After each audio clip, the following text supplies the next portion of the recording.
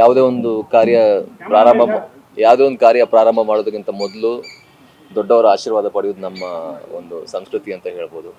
ನಮಗೆ ದೊಡ್ಡವರು ಅಂದರೆ ಇವರೇ ಒಂದು ರೀತಿಯಲ್ಲಿ ನಮ್ಮ ಇಂಡಸ್ಟ್ರಿಗೆ ತುಂಬ ದೊಡ್ಡ ಅಡಿಪಾಯ ಹಾಕಿ ಕೊಟ್ಟಿರುವಂಥದ್ದು. ಸೊ ಅವರ ಒಂದು ಅಂಬ್ರೆಲಾ ಏನಿದೆ, ಅವರ ಒಂದು ಕೊಡೆಯ ಅಡಿಯಲ್ಲಿ ನಾವು ಇವಾಗ ಇದ್ದೀವಿ. ಸೊ ಹಾಗಾಗಿ ಆಶೀರ್ವಾದವನ್ನು ಪಡೆದು ನಮ್ಮ ಪ್ರಚಾರವನ್ನು ಪ್ರಾರಂಭಿಸೋದು ಅನ್ನೋ ಇತ್ತು ನಮಗೆ. ಅಂದರೆ ಕಲಾವಿದರಿಗೆ, ಸ್ಪೆಷಲಿ ಕರ್ನಾಟಕದ ಕಲಾವಿದರಿಗೆ ಒಂದು ರೀತಿಯ ದೇವಸ್ಥಾನದ ಅನುಭೂತಿಯೇ ಇದು ಕೊಡುವಂಥದ್ದು. ಇಲ್ಲಿ ಬಂದಾಗ ಇಲ್ಲಿ ಸಿಗುವಂಥ ಶಾಂತಿ ಆಗಿರಲಿ, ಇಲ್ಲಿ ಸಿಗುವಂಥ ಸ್ಫೂರ್ತಿ ಆಗಿರಲಿ, ಇಲ್ಲಿ ಸಿಗುವಂಥ ಶಕ್ತಿ ಆಗಿರಲಿ, ಪ್ರಾಯಶಃ ದೇವಸ್ಥಾನದಲ್ಲಿ ಏನು ಸಿಗುತ್ತೋ ಅದೇ ಶಕ್ತಿ ನಮ್ಮ ಕಲಾವಿದರಿಗೆ ಇಲ್ಲಿ ಸಿಗುತ್ತೆ. ಹಾಗಾಗಿ ಆಶೀರ್ವಾದ ಪಡೆದು ನಮ್ಮ ಕೊತ್ತಲವಾಡಿ ಚಿತ್ರದ ಒಂದು ಪ್ರಚಾರವನ್ನು ಪ್ರಾರಂಭಿಸಬೇಕು ಅನ್ನೋದು ನಮ್ಮ ಆಸೆ ಇತ್ತು. ಅದರ ಸ್ಪೆಷಲಿ ನಮ್ಮ ನಿರ್ಮಾಪಕಿ ಆಗಿರುವಂಥ ಪುಷ್ಪ ಅರುಣ್ ಕುಮಾರ್ ಮ್ಯಾಮ್ ಅವರು, ಡಾಕ್ಟರ್ ರಾಜ್ಕುಮಾರ್ ಅವರು, ನಾವು ಎಲ್ಲರೂ ಕೂಡ ತುಂಬ ದೊಡ್ಡ ಫ್ಯಾನ್ ಆಗಿರೋದ್ರಿಂದ ಅವರ ಆಶೀರ್ವಾದ ಪಡೆದು ನಮ್ಮ ಚಿತ್ರದ ಒಂದು ಪ್ರಚಾರವನ್ನು ಪ್ರಾರಂಭಿಸ್ತಾ ಇದ್ದೀವಿ. ಹಾಗೆ ನಿಜವಾಗ್ಲೂ ಅಂದರೆ ಮೊದಲನೇ ಪ್ರೆಸ್ ಮೀಟಲ್ಲೇ ಅವರು ಮಾತಾಡುವಂಥ ಮಾತುಗಳು, ಅವ್ರು ಎಷ್ಟು ಸ್ಟ್ರಾಂಗ್ ಲೇಡಿ ಅನ್ನೋದನ್ನು, ಎಷ್ಟು ಸ್ಟ್ರಾಂಗ್ ಇದ್ದಾರೆ ಅನ್ನೋದ್ರ ಕಾಣಿಸಿದೆ. ಆ್ಯಂಡ್ ನಿಜವಾಗ್ಲೂ ನಾನು ಚಿತ್ರದುದ್ದಕ್ಕೂ ಚಿತ್ರಕ್ಕೆ ಏನು ಬೇಕೋ ತುಂಬ ಪ್ಯಾಷನೇಟ್ ಆಗಿ, ಅಂದರೆ ಇನ್ನೊಂದು ಮಾತು ಏನಂತ ಹೇಳಿದ್ರೆ, ಅವರ ಮಗನೇ ರಾಕಿಂಗ್ ಸ್ಟಾರ್ ಎಸ್ ಸರ್ ಅಷ್ಟು ದೊಡ್ಡದಾಗಿ ಬೆಳೆದಿದ್ದಾರೆ.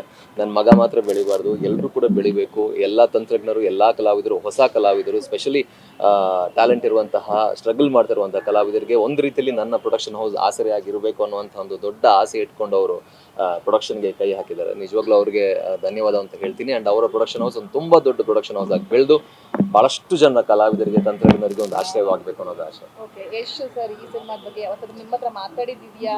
ಇಲ್ಲ, ರಾಕಿಂಗ್ ಸ್ಟಾರ್ ಎಸ್ ಸರ್ ನನ್ನ ಮೊದಲನೇ ಚಿತ್ರ ದಿಯಾಗೆ, ನನ್ನ ಮೊದಲನೇ ಚಿತ್ರಕ್ಕೆ ಅವ್ರು ಭಾಳ ಅಂದರೆ ಬ್ಯಾಕ್ ಸೈಡಲ್ಲಿ ನಿಂತು ಭಾಳ ಸಪೋರ್ಟ್ ಮಾಡಿದ್ದಾರೆ.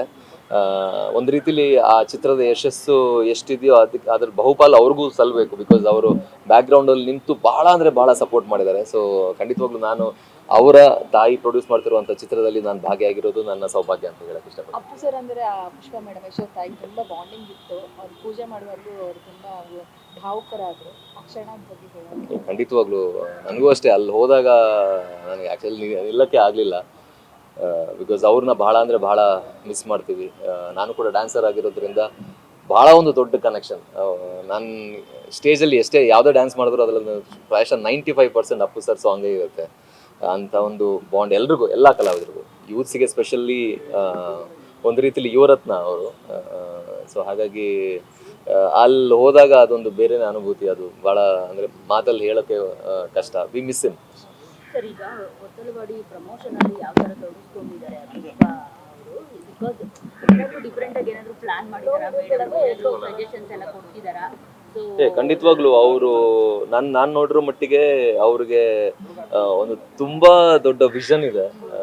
ಅಂದರೆ ಯಾವ ರೀತಿ ಸಿನಿಮಾನ ಮಾಡಬೇಕು, ಯಾವ ರೀತಿ ಪ್ರಚಾರ ಮಾಡಬೇಕು, ಯಾವ ರೀತಿ ಸಿನಿಮಾ ರೀಚ್ ಮಾಡಬೇಕು ಅನ್ನೋದ್ರ ಬಗ್ಗೆ ಅವರ ಮೊದಲನೇ ಪ್ರೊಡಕ್ಷನ್ ಆಗಿದ್ರು ಕೂಡ ಪ್ರಾಯಶಃ ಎಸ್ ಸರ್ರನ್ನು ಅವರು ಬೆಳೆಯೋ ಒಂದು ಹಾದಿಯನ್ನು ಅವರು ನೋಡ್ತಾ ಇದ್ರು. ಅವರೊಂದು ಗೈಡ್ ಆಗಿದ್ರು ಅಂತ ಅನ್ಕೋತೀನಿ. ಸೊ ಹಾಗಾಗಿ ಅವರೆಲ್ಲ ನೋಡಿರೋದ್ರಿಂದ ಪ್ರಾಯಶಃ ಅವರಿಗೆ ಬಹಳಷ್ಟು ನಾಲೆಜ್ ಇದೆ ಆ್ಯಂಡ್ ತುಂಬ ಒಂದು ಕ್ಲಿಯರ್ ವಿಷನ್ ಇದೆ. ಅದನ್ನು ಅವರು ಈ ಚಿತ್ರದಲ್ಲಿ ತೋರಿಸ್ತಾ ಇದ್ದಾರೆ ಆ್ಯಂಡ್ ತುಂಬ ಚೆನ್ನಾಗಿ ಪ್ರಮೋಟ್ ಮಾಡ್ತಾರೆ. ತುಂಬ ಚೆನ್ನಾಗಿ ಒಂದು ಪ್ಯಾಷನೇಟ್ ಆಗಿ ಒಂದು ಸಿನಿಮಾವನ್ನು ಮಾಡಿದ್ದಾರೆ ಅಂತ ಹೇಳ್ತೀನಿ.